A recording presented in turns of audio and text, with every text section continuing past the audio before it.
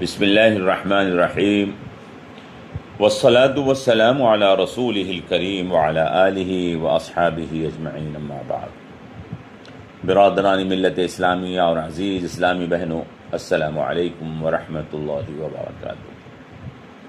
فتح مکہ کے حالات کو بیان کرتے ہوئے ہم یہاں تک پہنچے تھے کہ حضور نبی کریم صلی اللہ تعالی علیہ وسلم کوہ صفا پر دعا فرمانے کے بعد انصار سے مخاطب ہوئے اور فرمایا کہ تمہاری زندگی میری زندگی ہے اور تمہاری موت میری موت ہے، اب میں تمہارا ساتھ نہیں چھوڑوں گا۔ انصار اس کے اوپر بہت خوش ہوئے۔ اس کے بعد حضور صفا پہاڑ پر بیٹھ گئے اور لوگوں سے بیعت لینے کا سلسلہ شروع فرما دیا۔ لوگ حاضر ہوتے تھے، ایمان قبول کرتے تھے اور اللہ کے رسول ان سے بیعت لیتے تھے۔ مردوں سے اسلام اور اطاعت پر بیعت لے رہے تھے۔ بعض روایات میں آیا ہے کہ جہاد اور اطاعت پر بھی بیعت حضور لے رہے تھے۔ اس کے بعد حضور نے عورتوں سے بیعت کرنے کی اجازت دے دی۔ قرآن کریم میں عورتوں سے بیعت کرنے کا ذکر ہے۔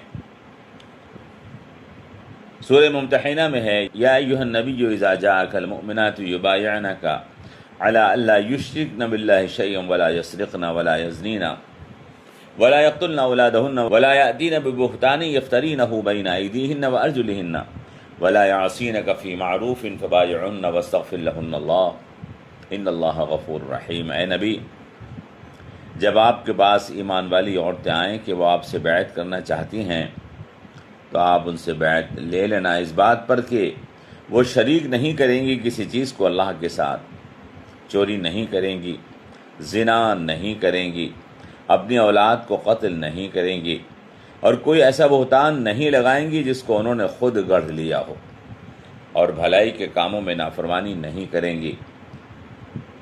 تو آپ ان سے بیعت کر لینا اور ان کے لیے استغفار کر دینا، بے شک اللہ تعالی معاف فرمانے والا مہربان ہے۔ چنانچہ حضور نبی کریم صلی اللہ تعالی علیہ وسلم سے عورتیں بیعت کرنے کے لیے حاضر ہو رہی تھیں۔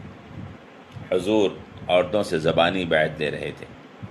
عورتیں آتیں تو کپڑے کا ایک سرا ان کے ہاتھ میں پکڑا دیا جاتا اور دوسرا سرا حضور پکڑ لیتے اور ان باتوں میں بیعت لی جاتی۔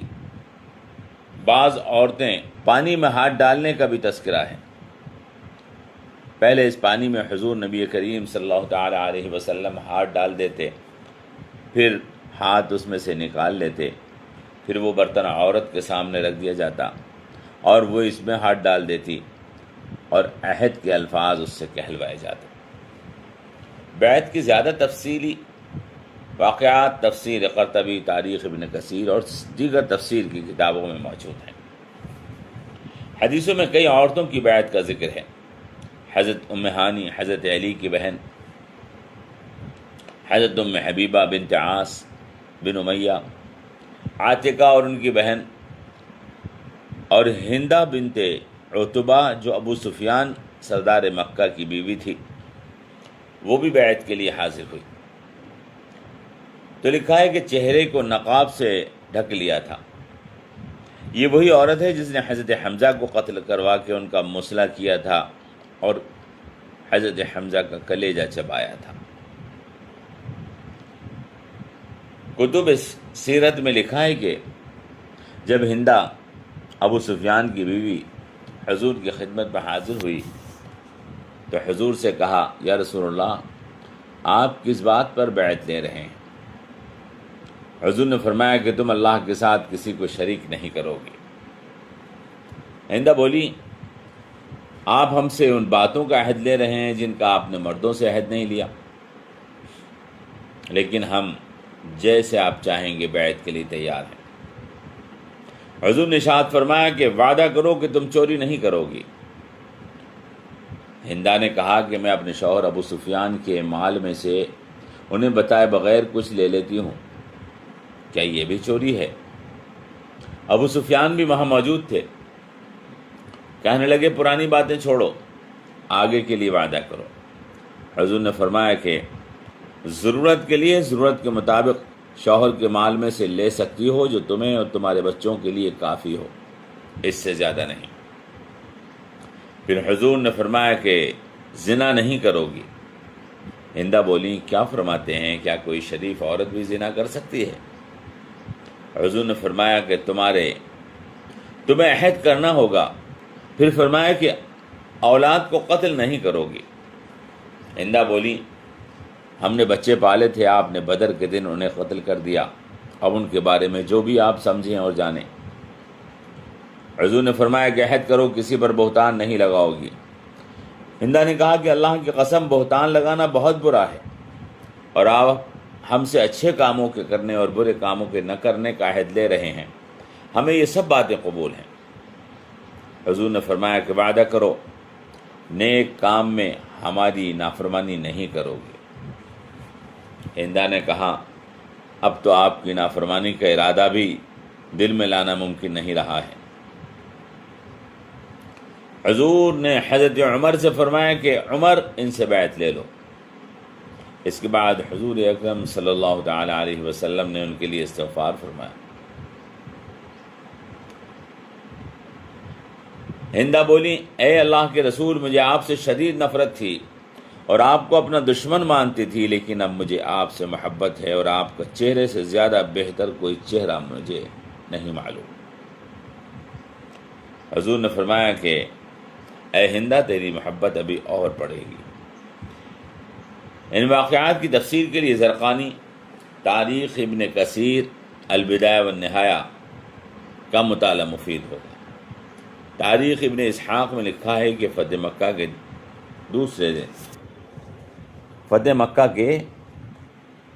دوسرے دن ایک خزاعی شخص نے ایک حذلی کا قتل کر دیا۔ یہ واقعہ 11 رمضان سن 8 ہجری کو پیش آیا۔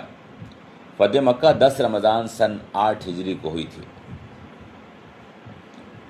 خراش ابن امیہ خزاعی، ان کی پرانی دشمنی ابن الانواع حذلی سے تھی۔ حضور نے بنو خزاعہ سے معاہدہ کر رکھا تھا اور حذلی کا معاہدہ مشرکوں سے تھا۔ دور جاہلیت میں ابن الانواع نے بنو خزاعہ کے ایک بہادر احمر کو قتل کر دیا تھا۔ ابن الانواع مکے کے دوسرے دن فتح مکہ کے دوسرے دن مکے میں موجود تھا۔ حالانکہ حضور کا صاف اعلان تھا کہ قتل سے ہاتھ روک لو، لیکن خراش ابن امیہ کی نظر جب ابن الانواع پر پڑی تو وہ قابو نہ رکھ سکے اور برداشت نہ کر سکے، اور تلوار سے ابن الانواع کو قتل کر دیا۔ حضور اکرم صلی اللہ تعالی علیہ وسلم کو اطلاع ملی تو فرمایا کہ اے خزاعہ والو، میں نے قتل کرنے کو منع کیا تھا، پھر بھی تم نے ایک آدمی کا قتل کر دیا ہے۔ میں تمہاری طرف سے اس کی دیت قبیلہ بنو حذل کو ادا کروں گا۔ اس کے بعد حضور صفا پہاڑ پر چڑھے اور آپ نے خطبہ دیا مسلمانوں کو مخاطب ہو کر، اور فرمایا کہ اے لوگو، بے شک اللہ تعالیٰ نے جس روز آسمان اور زمین کو پیدا فرمایا تھا اسی دن مکے کو محترم بنا دیا تھا، اور یہ قیامت تک محترم رہے گا۔ کسی شخص کے لیے جو اللہ اور اس کے رسول پر ایمان رکھتا ہو جائز نہیں ہے کہ وہ مکے میں خون بہائے یا کسی کی درخت کاٹے۔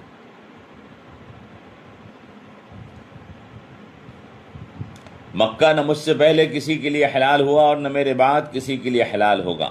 مجھے شدید ضرورت میں 1 ساعت کے لیے اجازت ملی تھی۔